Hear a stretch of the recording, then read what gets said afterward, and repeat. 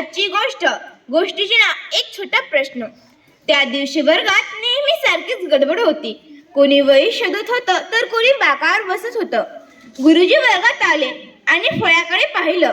अचानक विचारलं, मुलांना, तुम्हाला मोठं होऊन काय बनायचं आहे?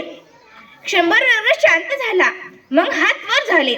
डॉक्टर, इंजिनियर, पोलीस, शिक्षक, अधिकारी अशा या उत्तरांचा पाऊस पडू लागला.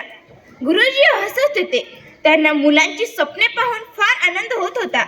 तेवढ्यात मागच्या बाकावर बसलेला पिंटू उभा राहिला.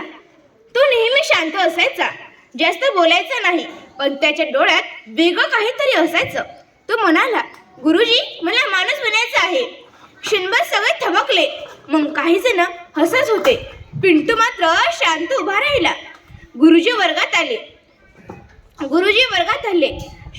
हात वर करून वर्ग शांत केला आणि ते पिंटूकडे पाहत म्हणाले, पिंटू, असं का वाटतं तुला? पिंटू थोडा थांबला आणि म्हणाला, गुरुजी, आई नेहमी म्हणते, बाळा, तू जर चांगला माणूस असशील ना, काही झालं तरी चालेल. त्या दिवशी मुलांनी वहीत काही नाही नोंदवलं, पण मनात खूप काही साठवलं. पिंटूच्या चेहऱ्यावर हसू होतं, लहानसं पण ठाम. गुरुजीच्या मनात एक विचार खोलवर रुतून बसला होता.